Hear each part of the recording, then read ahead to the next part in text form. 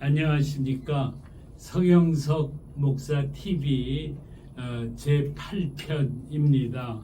오늘 말씀의 제목은 지금은 애국 시민들이 좌절하지 않고 신나게 새 출발할 때입니다.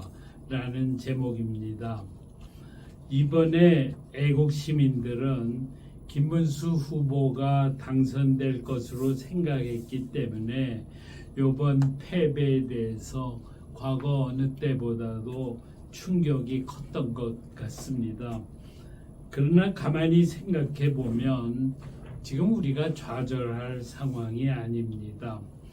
지지율도 상당히 높아서 이준석이 단일화에 응했으면 승리할 수도 있었습니다. 게다가 김문수 후보는 흠을 찾기 어려운 완벽한 후보였습니다. 이번 패배를 계기로 크게 반성하고 새 출발을 하면 내년 지방자치 선거와 3년 후 총선에서 크게 이길 수 있다고 생각합니다. 문제는 우리가 얼마나 처절하게 반성하고 전열을 잘 정비할 수 있겠나 하는 점입니다. 이에 대한 저의 의견을 말씀드리고자 합니다. 첫째는 국민의힘의 개혁입니다. 김문수 후보는 반드시 국민의힘 당대표가 되어서 당을 하나로 뭉치게 하고 강력한 당이 되도록 만들어야 합니다. 이렇게 할 수 있는 사람은 김문수밖에 없습니다. 이번에 고성국 TV가 홍준표, 한동훈, 이준석을 3적으로 규정을 했는데 한동훈을 3적에 포함시킨 것은 제게는 참 의외였습니다. 한동훈이 당대표가 되면 절대 안 된다는 생각 때문이었을 것입니다. 나는 이번에 한동훈 님이 김문수 후보를 당대표로 추대하는 일에 앞장서 주기를 바라고 있습니다. 그렇다고 한다면 한동훈 님이 가지고 있는 여러 가지 정치적 제약을 극복하는 데도 굉장히 큰 효과가 있을 것이고 국민의힘 당이 하나가 되는데도 큰 기여를 하게 되리라 그렇게 생각을 합니다. 또 한 가지는 당을 강력하게 만들기 위해서 이번 지방자치선거 내년이죠. 그리고 3년 후 총선에서 미국식 프라이머리 제도가 도입돼야 된다고 생각을 합니다. 지금처럼 국민의힘 국회의원에 대해서 비판이 많고 또 국민의힘 국회의원들의 체질을 변화해야 된다는 요구가 어느 때보다도 강한 지금이 바로 프라이머리 제도를 도입할 수 있는 아주 가장 적기라고 생각합니다. 그래서 지금은 누구에게 책임을 물어서 그 사람을 비난시키고 하면은 그냥 국민의힘 내부가 쌍박질 터가 돼버리고 맙니다. 그렇게 하는 것보다는 당원의 투표로 공천을 결정하는 제도를 도입하는 것이 내부의 화합을 위해서도 그렇고 새로운 인재들을 영입하는 데 있어서도 그렇고 가장 바람직한 방법이다.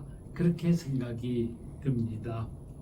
두 번째는 이번 기회에 우파 운동이 반드시 개혁되어야 한다고 생각합니다. 그동안에는 우리 우파 운동이 개혁될 계기가 마련되지를 못했습니다. 그런데 이번에 대선에서 패배한 지금이야말로 개혁의 계기가 돼야 된다 이렇게 생각합니다. 이번 대선 패배는 거의 전적으로 윤석열의 비상계엄 선포 때문이었습니다. 이 계엄 때문에 내란이라는 좌파의 프레임에서 끝내 벗어나지 못해서 패배하고 말았습니다. 이번 선거는 흠 많은 후보와 흠 없는 후보의 대결이어서 이거 절대로 질 수 없는 선거였는데 내란 프레임이 이재명 당선에 결정적으로 기여할 줄은 정말 몰랐습니다. 그리고 또 한 가지 지적할 점은 정광훈 목사의 세력이 김문수의 발목을 잡아서 승리를 가로막은 점입니다. 김문수 후보는 광화문 세력 등 강성 우파를 포용해야 했기 때문에 계엄에 대해서 강경 입장을 취하지 못했고 그 때문에 끝내 내란 프레임에서 벗어나지 못했습니다. 나는 좌파 진영과 대화를 하면서 정광훈이 지긋지긋해서 우파는 절대로 안 한다라는 좌파들이 대단히 많은 것을 보고 크게 놀랐습니다. 그래서 정광훈 목사가 우파 대통령 당선에 본인은 크게 기여했다라고 말하지만 제가 판단하기에는 정광훈 목사는 오히려 우파 승리를 가로막는 심각한 장애물이었구나 하는 것을 절감하게 되었습니다.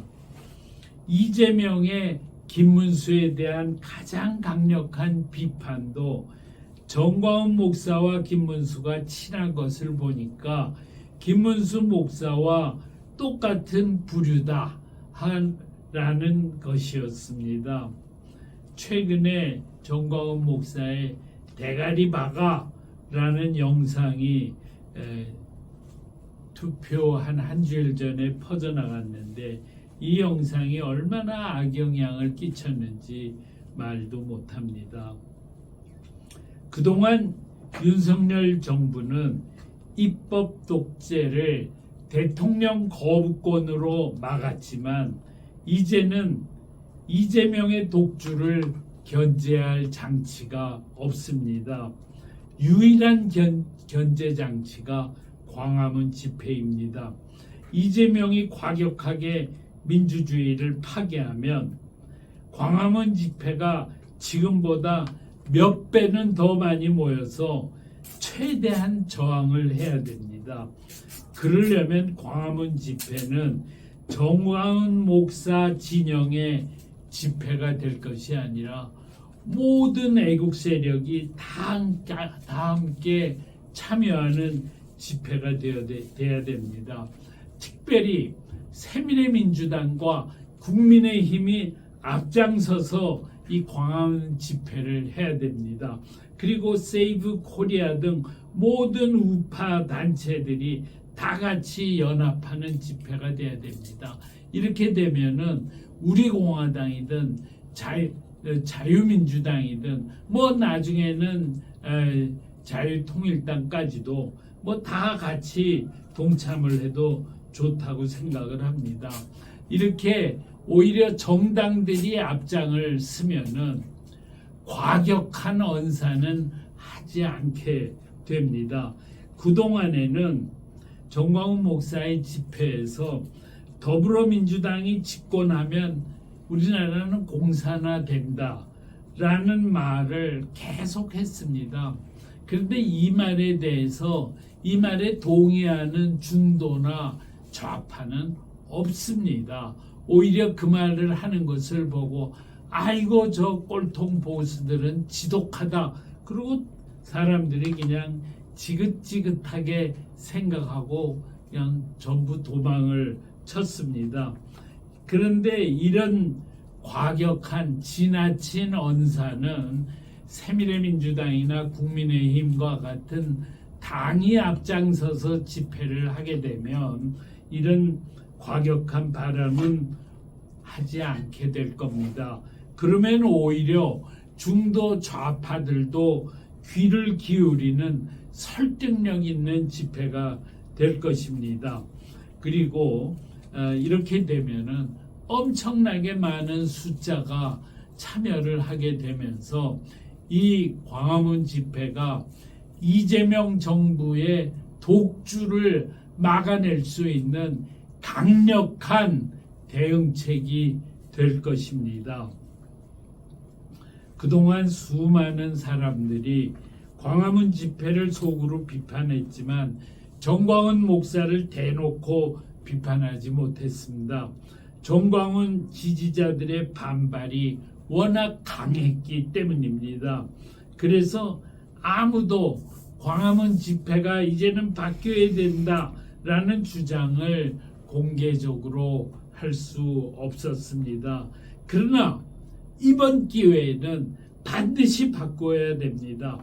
광화문 집회가 바뀌지 않으면 우파는 절대로 승리할 수 없습니다. 게다가 정광훈 목사는 이 다음 대선에서는 본인이 대통령 후보로 나서서 끝까지 완주하겠다고 여러 차례 공언을 했습니다. 그런데 그런 일은 절대로 없어야 합니다.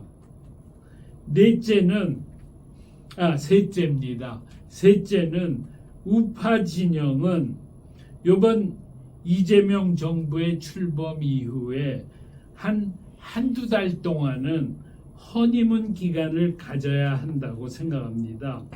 그리고 이재명 대통령이 과연 통합을 추구하는지, 민주주의를 파괴하지 않고 독재 정부를 세우지 않고 과연 자유민주주의와 시장경제를 지켜나가는지, 이것을 우리가 엄정하게 지켜봐야 됩니다. 오히려 우파가 이러한 허니문 기간을 가지면 이재명은 이를 매우 무겁게 생각할 것입니다.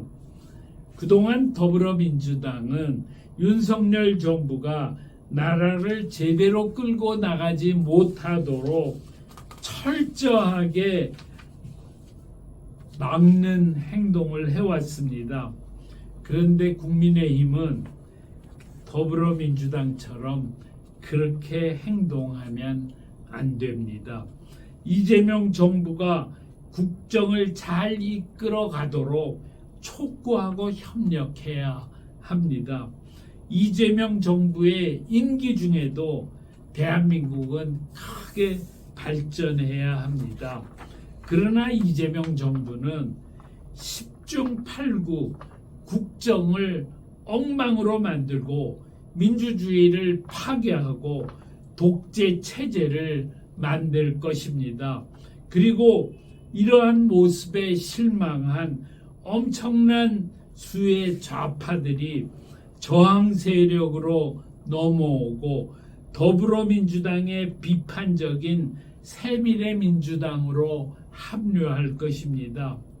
이재명 정부의 실정이 부각될 때마다 우리는 광화문에서 엄청난 숫자의 항의 집회로 이를 막아야 합니다. 지난 20대 대선에서는 워낙 문재인 정권의 실정이 심각했기 때문에 윤석열 후보가 어렵지 않게 승리할 수 있었습니다. 요 다음 22대 대선 때도 이재명 정권의 실정이 심각하면 심각할수록 우파가 승리할 가능성이 훨씬 높아질 것입니다. 그래서 우리는 절대로 낙심하면 안 됩니다. 희망을 가지시기 바랍니다. 마지막으로 네 번째는 새미래민주당이 강력하게 커질 수 있도록 새미래민주당 당원 가입 운동을 열심히 해야 한다는 점입니다. 이번 21대 대선에서 가장 특별한 사건은 새미래민주당과 국민의힘과의 공동정부 약속입니다.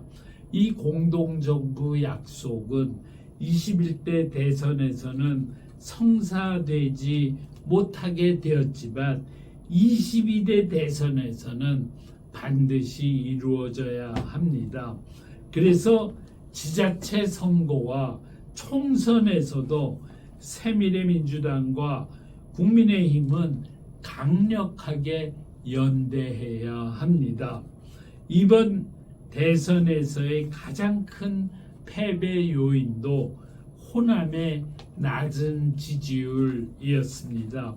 국민의힘은 내란 프레임에 걸려 선거에서 패배했지만 새미래민주당은 비난받을 일을 하나도 하지 않았고 오로지 애국심으로 똘똘 뭉친 당이었습니다.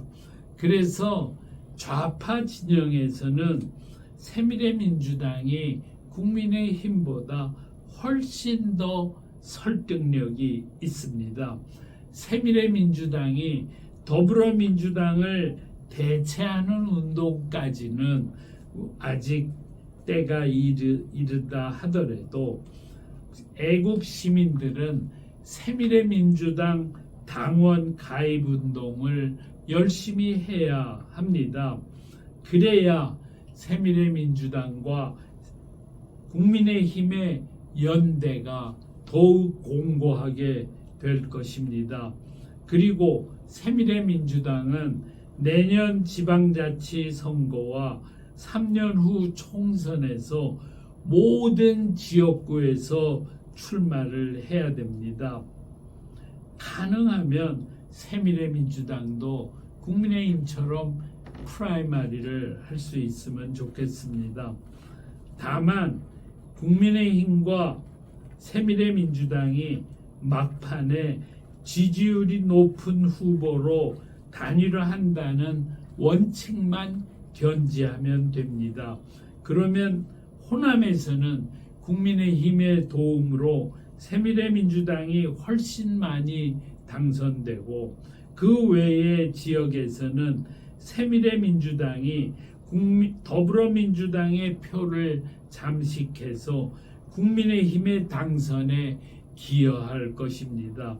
이번 6.3 대선 며칠 전에 부산에서 더불어민주당을 새미래민주당으로 대체하기 위한 새미래민주당 당원 가입 운동 발기인 모임이 출범했었습니다.